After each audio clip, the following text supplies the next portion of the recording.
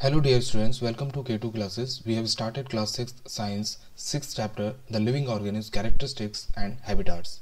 We have studied first video. In first video we have studied about the habitats and adaptation.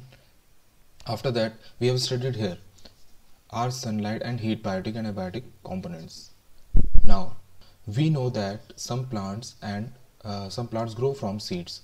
हम जानते हैं कि कुछ plants क्या करते हैं, सीड्स से ग्रो होते हैं. यानी कि सीड्स को जब हम क्या करते हैं, सोए करते हैं सोइल में, तो तब क्या होते हैं, वो प्लांट्स होते हैं, ग्रो करते हैं. Let us look at some abiotic factors and their effects on seeds as they grow into young plants. ठीक है, अब हम क्या देखेंगे, कुछ एबायोटिक फैक्टर्स का रोल देखेंगे, इफेक्ट देखेंगे सीड्स के ऊपर कि जब हम यंग प्लांट को ग्रो करवाते हैं. ठीक है, तो इसमें एक्टिविटी 2 आपके पास है. एक्टिविटी 2 में क्या हो रहा है इसको देखते हैं. Recall activity 7 in chapter 4. ठीक है, 4 में भी आपके पास कुछ इस तरह की चैप्टर में आपको कुछ एक्टिविटी बताई गई होगी, मींस सीड को जर्मिनेट करने के लिए. ठीक है, we made sprouts from gram and made seeds.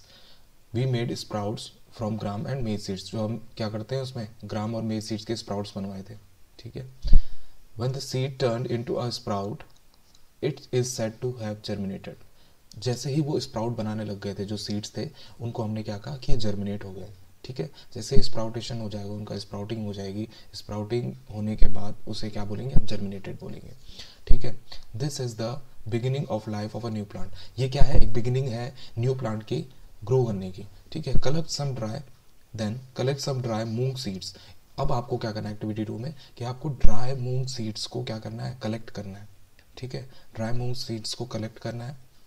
ठीक है, keep 20 to 30 seconds keep 20 to 30 seeds aside and soak the rest in. ठीक है, आपने क्या करना है, 20 से 30 सीड्स को आपने साइड में रख देना है, जो ड्राई सीड्स हैं, और बाकी को क्या करना है, आपने सोक कर देना है, वाटर में सोक कर देना है. Soak in water for a day. ठीक है, वाटर में आपने सोक कर देना है. इसके बाद divide the soaked seeds into 4 parts. अब सोक्ड सीड्स जो आपने भिगाए हुए, जो सोक्ड है यानी कि जो भिगाए हुए जो सीड्स हैं, उसमें भी आपने 4 पार्ट्स कर देने हैं. ठीक है, इसके बाद keep 1 part completely submerge in water for 3 to 4 days. अब आपने क्या करना है, 1 पार्ट आपने उसमें से क्या करना है, कंप्लीटली सबमर्ज कर देना है उसको 3 से 4 दिन के लिए. कंप्लीटली सबमर्ज वाटर में मतलब यानी कि आपने उसको डुबो के रख देना है वाटर में 3 से 4 दिन के लिए. अब उसको छेड़ना नहीं. ठीक है, इसके बाद do not disturb the dry seeds and दो सबमर्ज इन वाटर. ठीक है, अब आपने किस किस सीड्स को नहीं छूना है, एक तो आपने जो ड्राई सीड्स अलग कर दिए थे पहले ही, उसके अलावा आपने जो सबमर्ज सीड है, जो एक पार्ट है उन 4 में से 4 पार्ट किए थे ना हमने ड्राई सीड्स अलग करने के बाद, जो सोक्ड पार्ट था उसमें 4 पीस किए थे, 4 पार्ट किए थे हमने. उसमें से फर्स्ट पार्ट को तो आपने क्या कर दिया, सोक्ड कर दिया वाटर में फॉर 3 to 4 days. और अब बाकी जो 3 बचे हैं उन पे काम करेंगे. ठीक है, keep 1 part of soaked seeds in Sunny room. अब आपने जो एक अगला पार्ट है जो सोक्ड सीड्स का, उसको आपने सनी रूम में रख दिया. सनी रूम मीन्स जहाँ धूप आ रही है बहुत तेज. ठीक है, इसके बाद and another in a completely dark region. और दूसरे वाले को आपने क्या कर दिया, बहुत ही डार्क रीजन में रख दिया जहाँ पर लाइट नहीं आ रही है, लाइक अ कप बोर्ड. ठीक है, कप बोर्ड में रख दिया आपने. ठीक है, that does not allow any light to come in. ठीक है, जहाँ से कोई भी लाइट नहीं आ रही है, मीन्स आपने बिल्कुल डार्कर प्लेस में रखा है उसे. ठीक है, keep in the last part in very cold surroundings. और अपने लास्ट पार्ट को क्या करना है, वेरी कोल्ड रीजन में रख देना है, यानी कि जैसे फ्रिज हो गया, फ्रिज में रख देना है आपने उसको. ठीक है, हो गए सारे पार्ट. फर्स्ट पार्ट को आपने ड्राई सीड्स को बिल्कुल अलग कर दिया था पहले ही. ठीक है, उसके बाद आपने सोक्ड सीड्स किए. सोक्ड सीड्स में आपने 4 पार्ट कर दिए थे. फर्स्ट आपने पार्ट को क्या कर दिया था, वाटर में बिल्कुल पूरी तरह से सोक्ड कर दिया था 3 to 4 days के. फिर उसको और ड्राई सीड्स को नहीं छेड़ना है. उसके अलावा जो 3 पार्ट्स बाकी बचे सोक्ड के, उनको क्या करा, पहले वाले को आपने क्या करा कि उसको सनी रूम में रख दिया, यानी कि जहाँ पर धूप आ रही है, प्रॉपर धूप आ रही है. दूसरे वाले को आपने क्या करा, दूसरे पार्ट को आपने डार्क रूम में रख दिया, जहाँ पर कोई भी सनलाइट नहीं पहुँच रही है, लाइट नहीं पहुँच रही है. ठीक है, डार्क रूम में. तीसरे वाले को आपने क्या किया, कोल्ड, वेरी कोल्ड रीजन में रख दिया, जैसे फ्रिज में रख दिया. ठीक है, इसके बाद से इन अ रेफ्रिजरेटर और विद आइस अराउंड देम. ठीक है, रेफ्रिजरेटर वगैरह रख दिया. Rinse them and replace the water every day. अब आपने क्या करना है, वो जो लास्ट के 3 पार्ट है उनको लगातार क्या करना है, अपने बाहर निकालना है, धोना है और फिर से उसी जगह पे रख देना। क्या बोला मैंने कि आपने क्या करना है, जो लास्ट के 3 सोक्ड पार्ट्स हैं जिनको आपने जो सनी रूम में रखा था, डार्क रूम में रखा था और फ्रिज में रखा था, उनको आपने क्या करना है, रोज़ निकालना है, उनका पानी साफ करना है और उसके बाद फिर से वापस से उनको रख देना है। ठीक है, इसके बाद व्हाट डू यू नोटिस, आप क्या नोटिस करते हैं, आपको क्या दिखाई देता है जब आप ये करते हैं। तो आप देखते हैं कि ये पूछ रहा है आपसे आफ्टर अ फ्यू डेज, क्या देखते हैं आप after few days, do the seeds in all the 5 conditions germinate uniformly, क्या वो सारे सीड्स जो आपने 5 कंडीशन बनाई थी, एक तो ड्राई सीड की, फिर उसके बाद 4 सोक्ड सीड्स की, ठीक है, तो क्या वो सबके सब जर्मिनेट कर रहे हैं एक जैसा। Do you find slower or no germination in any of these, क्या आप फाइंड करते हो स्लोअर और नो जर्मिनेशन, क्या आपको ऐसा भी दिखता है कि बहुत स्लो हो रहा है जर्मिनेशन या हो ही नहीं रहा है, ऐसा भी कुछ दिखता है, तो उसको हम रिजॉल्व करते हैं। तो जो क्या होंगे, जो ड्राई सीड्स है वो तो जर्मिनेट होंगे ही नहीं, ठीक है, वो तो अलग है बिल्कुल ही। इसके अलावा जो आपके क्या है सोक्ड, अब ड्राई सीड्स तो होंगे नहीं क्योंकि उसमें तो कुछ भी कंडीशन नहीं दी हमने, ठीक है, उसको तो अलग सूखे दाल की तरह वैसे ही रखा। फिर उसके बाद आपने सोक्ड सीड्स में जो जो सोक्ड सीड्स थे आपके, ठीक है, सोक्ड सीड्स में जो फर्स्ट था जिसको आपने किस में रखा था, 3 to 4 डेज तक रखा था आपने, 3 to 4 डेज, वो क्या करेगा, वो जो डार्क क्या करा था आपने, ड्राई जो आपने पूरी तरह से सोक्ड करके रखा हुआ था, सबमर्ज करके रखा था वाटर में, ठीक है, वो जर्मिनेट तो करेगा, जर्मिनेट करेगा, लेकिन क्या होगा, जर्मिनेट पर उसमें क्या आएगी, स्मेल आएगी, जर्मिनेट विद स्मेल, ठीक है, क्योंकि 3 to 4 डेज में हमने उसका कोई भी पानी चेंज नहीं किया, ठीक है, और क्या हो गया, उसी पानी में रहने की वजह से उसमें स्मेल क्रिएट हो जाएगी, तो एक फॉल सी स्मेल आएगी उसमें और जर्मिनेट वो हो जाएगा लेकिन फॉल सी स्मेल आएगी, ठीक है। सेकंड कंडीशन आपकी क्या थी, सेकंड कंडीशन थी कि सोक्ड इन सनी रूम वाला, ठीक है, सनी रूम वाले में क्या था, सनी रूम वाले में क्या होगा, जो जर्मिनेशन होगा वो नहीं होगा, नो जर्मिनेशन,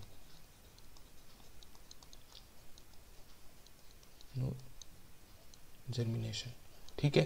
थर्ड कंडीशन में क्या होगा, क्योंकि सनी रूम वाले में जर्मिनेशन क्यों नहीं हुआ, क्योंकि वहाँ डायरेक्ट सनलाइट पड़ रही है और बाकी कुछ और मिल नहीं रहा है उसे, सनलाइट मिल रही है, ठीक है, तो प्रॉपर्ली जर्मिनेट नहीं हो पाएगा वो, ठीक है, सनलाइट की वजह से मॉइस्चर नहीं रहेगा वहाँ पर, ठीक है। थर्ड वाला क्या है, थर्ड वाला था कि जिसमें आपने क्या किया था, डार्क रूम में रखा था, डार्क रूम वाले में क्या होगा, डार्क रूम वाला जर्मिनेट करेगा, ठीक है, जर्मिनेट हो जाएगा। इसके अलावा जो लास्ट था कोल्ड वाला, 4 कोल्ड, ठीक है, कोल्ड वाला था वेरी कोल्ड, ठीक है, वेरी कोल्ड वाला क्या होगा, जो बिल्कुल ही ज़्यादा कोल्ड में था आपने, तो उसमें क्या होगा, डज नॉट जर्मिनेट,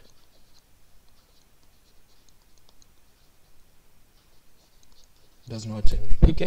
तो इस तरह की चीज़ें होंगी इन चीज़ों के साथ, ठीक है, कुछ जर्मिनेट होंगे, कुछ नहीं हो रहे हैं, कुछ एक फॉल स्मेल दे रहे हैं, ठीक है, ये सारी चीज़ें एक्टिविटी उसमें होंगी। इसके बाद do you realise that abiotic factors like air, water, light and heat are important for the growth of plants, ठीक है, आपने क्या सीखा कि अब आपको रियलाइजेशन हो गया होगा कि एबायोटिक फैक्टर कितने ज़रूरी है। एबायोटिक फैक्टर जैसे एयर, वाटर, लाइट, हीट, ये सारी चीज़ें ये किसी भी प्लांट की ग्रोथ के लिए बहुत ही नेसेसरी है, ठीक है। In fact abiotic factors are important for all living organism, बल्कि हम ये कह सकते हैं कि एबायोटिक फैक्टर सारे ही लिविंग ऑर्गेनिज्म के लिए क्या है, बहुत कंपलसरी है, बहुत ज़रूरी है, ठीक है। We find that organisms exist in very cold as well as very hot climate, isn't it? ठीक है, हम ये देखते हैं कि हमने कई तरह के ऑर्गेनिज्म देखे हैं ऐसे एग्जिस्ट करते हैं कि जो बहुत ज़्यादा एक्सट्रीम क्लाइमेट में रहते हैं। एक्सट्रीम क्लाइमेट से हमारा क्या मतलब है कि वो बहुत ज़्यादा ठंडे या तो बहुत ज़्यादा गर्म क्लाइमेट में भी रहते हैं, ठीक है, कुछ हमने देखे होंगे। How do they manage to survive, ये कैसे अपने आप को सर्वाइव करते हैं इतने हाई क्लाइमेट में, इतने एक्सट्रीम क्लाइमेट में, कैसे अपने आप को सर्वाइव करते हैं। तो adaptation is the method by which organism get well adjusted to the climate. तो क्या होता है वो चीज़, वो है एडेप्टेशन। एडेप्टेशन हमने क्या पढ़ा था कि अपने आप को क्या कर देते हैं, किसी पर्टिकुलर जगह के लिए वो क्या कर देते हैं, उसके हैबिचुअल हो जाते हैं, अडेप्ट कर लेते हैं उस जगह को, उनकी बॉडी में उसी तरह के चेंजेस हो जाते हैं जिस तरह की वो जगह में रहते हैं, प्लेस में रहते हैं। हमने पढ़े थे कि फिशेस और कैमल्स में देखा था हमने, जिस जगह में वो रहते हैं उस तरह के उनमें क्या हो जाते हैं, उस तरह का ऑर्गन सिस्टम और उस तरह के उनमें चेंजेस आ जाते हैं उनकी बॉडी में, और वो उसके लिए क्या हो जाते हैं, यूज टू हो जाते हैं उसके लिए। ठीक है, इसके बाद adaptation does not take place in a short time. ठीक है, एडेप्टेशन बहुत कम समय में नहीं होता है, एकदम ऐसा नहीं है कि तुरंत हो जाएगा। ठीक है, because the abiotic factors of a region also change very slowly, क्योंकि एबायोटिक जो एबायोटिक फैक्टर्स होते हैं किसी रीजन के, वो भी बहुत स्लो चेंज होते हैं। ठीक है, तो एडेप्टेशन बहुत जल्दी शॉर्ट टाइम में नहीं होता है। ठीक है, those organism which cannot adapt to these changes die. ठीक है, ऐसे ऑर्गेनिज्म जो एडेप्टेशन नहीं कर पाते, जो उस जगह में नहीं रह पाते, ठीक है, जितना क्लाइमेट है उस जगह पे नहीं, जो फेवरेबल कंडीशन पूरी तरह से उस तरह से नहीं है जिसमें एक सीड जर्मिनेट करता है, एक ऑर्गेनिज्म लिव करता है, तो क्या होता है, वो डेथ हो जाती है उनकी। ठीक है, जो सर्वाइव कर पाएगा वही क्या होगा, आगे सक्सीड करेगा। And only the adapt ones survive. ठीक है, जो एडेप्ट कर पाता है वही सर्वाइव करता है। Organism adapt to different abiotic factors in different ways. ठीक है, तो ऑर्गेनिज्म होता है वो एडेप्ट करता है different abiotic factors in different way, अलग अलग एबायोटिक फैक्टर्स को अलग अलग वेज में वो क्या करता है, अपने आप एक्सेप्ट करता है। ठीक है, अलग अलग तरह से यूज करता है उनको, अलग अलग तरह से एडेप्ट करता है, एडेप्टेशन करता है उनके साथ। ठीक है, this result in a wide variety of organism in different habitats. इसीलिए क्या होता है, इसका रिजल्ट क्या है कि एक वाइड वेराइटी ऑफ ऑर्गेनिज्म है इन डिफरेंट हैबिटाट्स, हर जगह पे अलग अलग तरह की ऑर्गेनिज्म दिखते हैं आपको, क्योंकि अलग अलग तरह का एडेप्टेशन अलग अलग है, अलग अलग तरह की क्या है, अलग अलग जगह एबायोटिक फैक्टर्स अलग अलग तरह के हैं। ठीक है, हम देखते हैं कि हमारे यहाँ एबायोटिक फैक्टर्स अलग तरह के दिखते हैं। ठीक है, अलग अलग तरह की सोयल हैं, अलग अलग तरह का टेम्परेचर है ना, वाटर अलग अलग तरह का है। ठीक है, कहीं सॉल्टी वाटर होता है, कहीं फ्रेश वाटर होता है। ठीक है, टेम्परेचर हॉट है, कहीं कोल्ड है, कहीं ह्यूमिड है। तो अलग अलग तरह के टेम्परेचर्स की वजह से, अलग अलग तरह के एबायोटिक फैक्टर्स की वजह से ऑर्गेनिज्म भी अलग अलग तरह के होते हैं, ये चीज़ समझे होंगे आप। Late us look eight some habitats, understood the abiotic factors and the adaptation of animals in these habitats। ठीक है, अब हम क्या करेंगे, कुछ लुक्स देखेंगे हैबिटाट्स के, जैसे डेजर्ट एनिमल्स क्या है। ठीक है, इस तरह के आप इनको देखेंगे आप। ठीक है, कुछ हैबिटाट्स के बारे में जानेंगे, अंडरस्टूड अबाउट। ठीक है, तो हैबिटाट्स क्या क्या हैं उनको देखेंगे हम यहाँ पर। ठीक है, अलग अलग तरह के, जैसे डेजर्ट हो गया, ठीक है, और भी होते हैं, ओशियन हो गया, है ना। तो जो लैंड वाला जो हैबिटाट होता है उसको हम क्या बोलते हैं, टेरेस्ट्रियल हैबिटाट। ठीक है, 6.3 में हम ये पढ़ेंगे, अ जर्नी थ्रू डिफरेंट हैबिटाट्स। ठीक है, तो अभी फ़िलहाल हम यहाँ तक रखते हैं, क्योंकि हमें अब ये न्यू चैप्टर न्यू वीडियो से स्टार्ट करेंगे, a journey through different habitat, some terrestrial habitats. उसके बाद फिर आएगा कुछ, उसके बाद आएगा क्या, यहाँ पर आएगा आपका एक्वाटिक हैबिटाट्स। ठीक है, इस तरह से हम हैबिटाट्स को कंटिन्यू करेंगे फिर। ठीक है, तब तक के लिए इस चैप्टर में इतना ही, आगे के वीडियोस आते रहेंगे और हमारी इन चैप्टर्स को लेकर अंडरस्टैंडिंग और अच्छी हो जाएगी। Till then keep studying, keep enjoying, bye bye, have a good day.